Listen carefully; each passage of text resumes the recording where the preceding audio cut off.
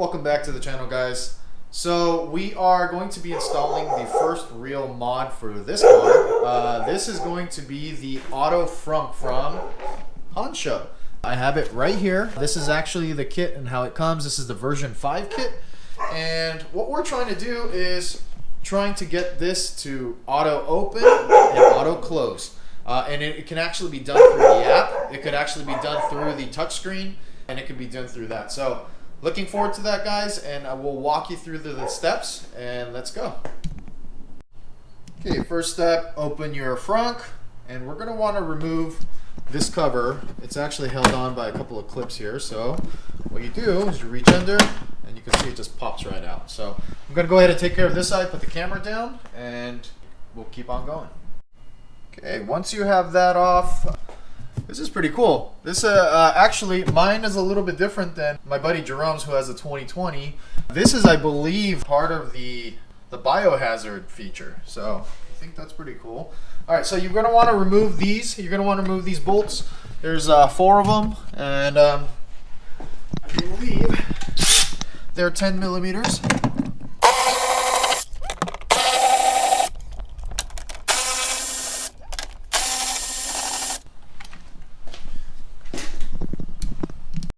You know how you always discover things, you know, while you're working on the car? And that's kind of like why I like working on cars, because as you guys know, the car was in the body shop for a little bit because the wife got in a front fender bender. So this switch panel, this is what is basically emergency release for the frunk. Yeah, you can see that the clip right there, it's broken. So yeah, it's just the, you know, when people are working on these cars, they're not going to be so gentle on the car. So we're going to go ahead and pop these off. These are also held down by some clips under here, guys. It is also held down by this clip right here, which you're going to need a flat head to kind of take it out. So I'm going to go ahead and put the camera down and do that, and then we'll jump right back in. Okay, once you have that tub basically removed, this is what it looks like underneath. A little bit different than the 2020. Again, this thing has the huge HEPA air filter up at the top, so a lot of the access is actually blocked for the 12-volt battery and things like that. So I believe you have to remove that for another step. We'll go ahead and hold off on that because we don't really need to do that. We're actually going to be focusing on removing the struts right here, and right here on the driver's side, and then after that, we are going to focus on this latch right here. So the latch is crucial for this to all work. So let's go ahead and get started and jump right in. Okay, for you 2021 owners, the HEPA air filter for the biohazard thing, it's actually held by these 10 millimeter bolts. I mean, they actually bolt in over here. So it's actually pretty easy to remove. Once you get that off, it literally just lifts upwards. It's a pretty massive size unit. Look at this thing. This thing is huge. So, all right, we'll get back into it. So now we have access to the 12-volt battery, which is what we're going to need to power up this Power Frunk. So let's go ahead and get into the install. I'm going to go ahead and remove the strut and move on from there. All right, guys, so we started off with the driver's side today. The reason being is it's actually very, very difficult to access. You can see just how tight that space is, and I'm also right-handed, so working with my left hand is a little difficult. So what you guys want to do is actually from the top part that attaches to your hood, you're going to want to put something really sharp or flat into this collar and kind of give it pressure, and what it'll do is it will release right off the ball joint. And the bottom is a 13 millimeter wrench that you're going to want to just loosen. You can remove a few threads, you can loosen a few threads, and basically it'll hand untighten. So all right, we're going to go ahead and move on to the passenger side, guys. Okay, guys, so we're going to go ahead and install these brackets. You're going to want to put the washer behind this, and it actually comes with hardware. If you look at it, it's conical. It's a conical seat, so it actually fits in line with how the bracket is designed. I'm going to go ahead and put this in quickly because I don't want my buddy Jerome here holding this hood up all day. So it will not stand up on its own pressure. Okay, guys, just got the power struts in. That is the passenger side right there. I'm gonna show you guys the driver's side. This is actually the harder side right here, the driver's side. So down there, again, just take your time. We recommend, you know, masking tape your area, because when you're trying to release that clip for the top clip on the strut, it kind of it can mar up your fender and things like that. So we're gonna go ahead and jump onto the latch now. Okay guys, so we have the hood latch installed, and you guys can see we used auto marker paint pen to just kind of guesstimate where the original alignment was.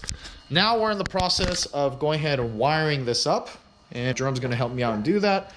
Yeah, other than that, we're gonna route ours a little bit different than Jerome's install. As you guys know, Jerome's, we had the cable routed inside the cabin. Ours, we're gonna do it outside, just to kind of see if there's any difference, and show that there's a couple of different options for this kit. So all right, we're gonna go ahead and get into the wiring, and we'll check back in with you guys. Okay guys, quick follow-up.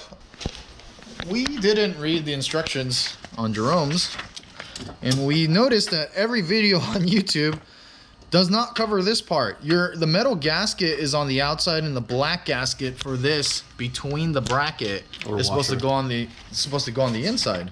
Everyone else seems to put it all on the outside, right? Yep. And the problem with that, guys, is you have a cable that actually releases the latch. It's right there, and what happens if you don't put this spacer in between, it ends up bending the bracket, so you're putting some pressure on there. So just wanted to point that out for anyone installing this kit.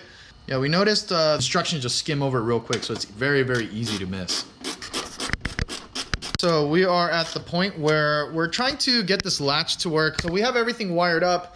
Basically, the issue that we're running into my car is once it comes down, the soft close function won't pull it down to the secondary click. And I think it's going to take a lot of fiddling with this. When we're able to push down together with it, we're able to make it close. But so it is some things that you're going to have to fiddle around with these kits. So. Okay, so we are back. We have the lock assembly all disassembled again right here, guys. The reason being is we're noticing a couple of things with the Hansshow bracket. We actually marked it here with the auto marker. You guys can see where it's actually making contact with the body. So the problem with that is we're having an issue where when the latch comes down, it's slightly going to the left and it's not fully engaging. So we're gonna go ahead and try to bend the bracket to provide a little bit more clearance. I think a couple millimeters would help considerably in this case. Yeah. You saw that? Yeah, I saw that bracket bend down. It might be too much. It might be too much. I have to bend it back. I think that'll be okay. We can try it. Well, yeah, we can always bend it back later. Yeah. It just depends on if it's going to clear the tub. How about this part? This part, I don't know. Yeah. That's going to be harder to hold. I don't know how to hold that.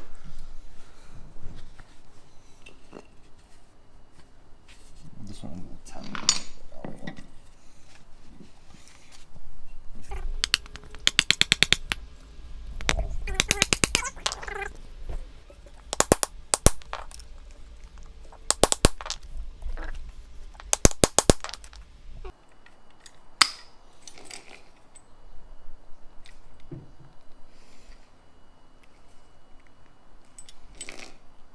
Okay guys, so we are all wrapped up, so just want to show you guys the operation of the Power Frunk. And all in all, there was a little bit of fiddling to do with this kit, actually a lot of fiddling to do, right Jerome? Yes. So what was the main thing that was getting in the way for you on this one? Mounting brackets are just, they're not perfect, the cars are not fully symmetrical, so I guess every car is a little bit different. We instead of bending the brackets, we changed the mounting point on the hinge, and then the hood latch. The hood latch, the add-on bracket, we bent it so that it gave clearance and made it a lot easier to adjust the hood latch.